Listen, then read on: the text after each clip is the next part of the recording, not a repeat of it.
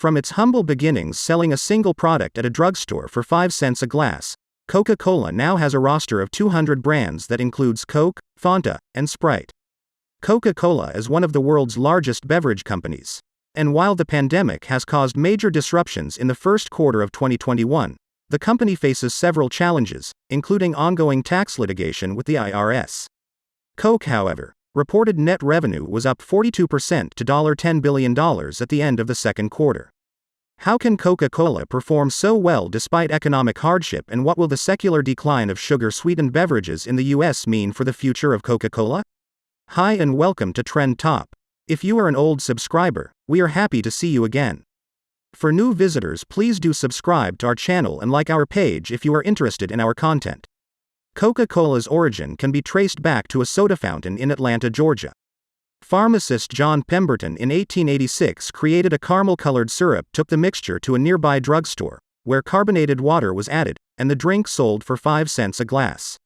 In 1888, Pemberton began to sell the recipe to a well-capitalized businessman named Asa Candler, and by 1895 Coca-Cola was available in every state in the U.S.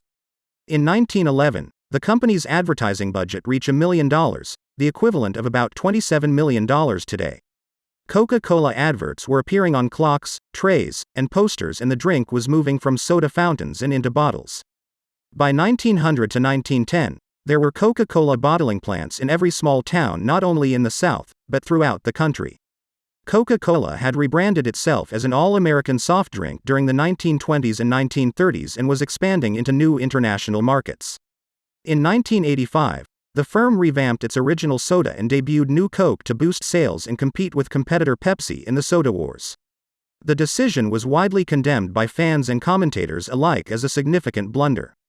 During the 1990s, as the popularity of sugar-sweetened beverages grew in the United States, the corporation was about to confront an even greater danger.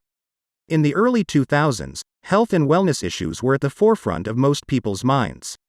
The popularity of soda began to decline. We noticed a fall in the consumption of carbonated soft drinks, while we began to see increased worries about sugars and simple carbohydrates. Despite the reduction, Americans, and others all over the world, were still addicted to soda. Almost half of all individuals consumed at least one sugar-sweetened beverage every day between 2011 and 2014. The pandemic has been a mixed bag for soft drink makers, with consumers primarily trapped at home, skipping restaurants, concerts, and athletic activities.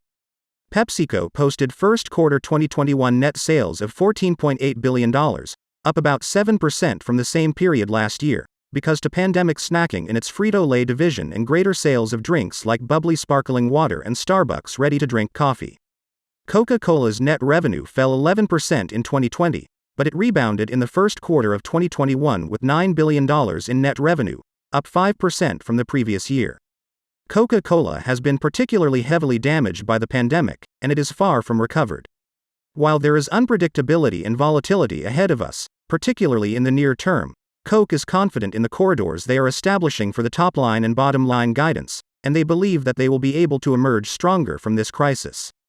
To compensate for the loss, the soft drink company reduced its global workforce by around 11% in 2020 and reduced its brand portfolio from 400 to 200. Tab, the company's first diet soda, was removed from the market. Analysts believe Coca-Cola has many important advantages that will help the company re-energize its business. To begin with, Coke's broad geographic position should ensure a consistent supply of revenue. Coca-Cola products are available in over 200 nations and territories across the world. Coke also has one of the world's largest non-alcoholic beverage distribution systems, with sales from developing and emerging markets, with a growing middle class accounting for more than 40% of total sales.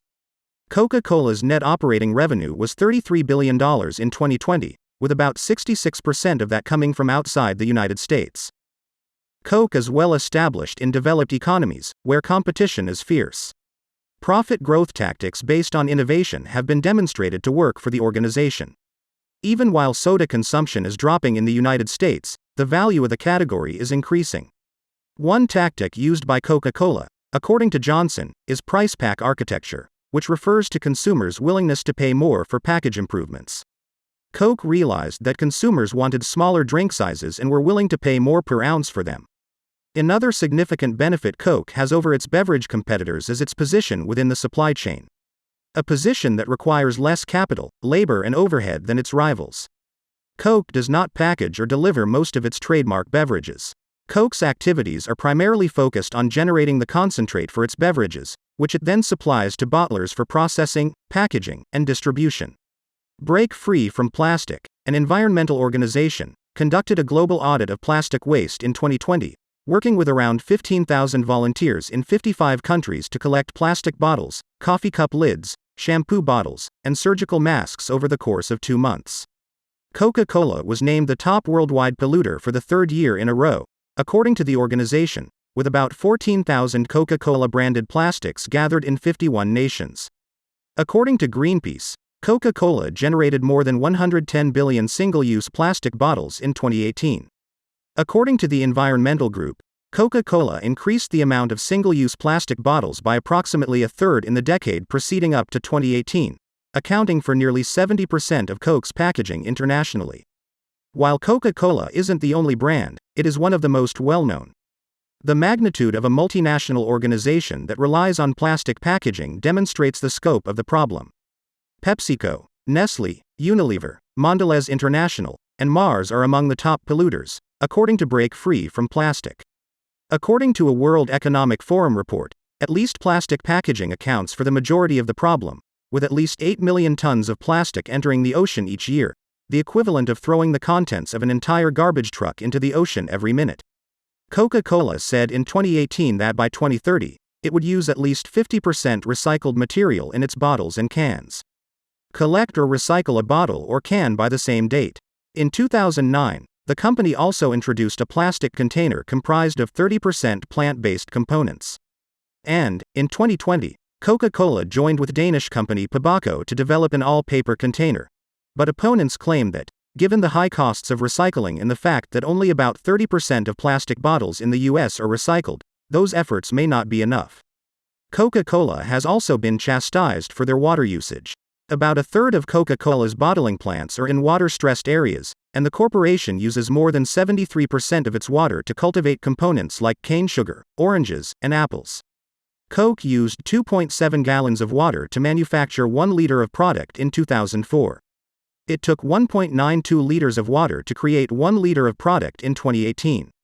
In 2016, the company also stated that it would return 100% of the water used in its drinks to the environment and local communities by restoring watersheds and cooperating with NGOs.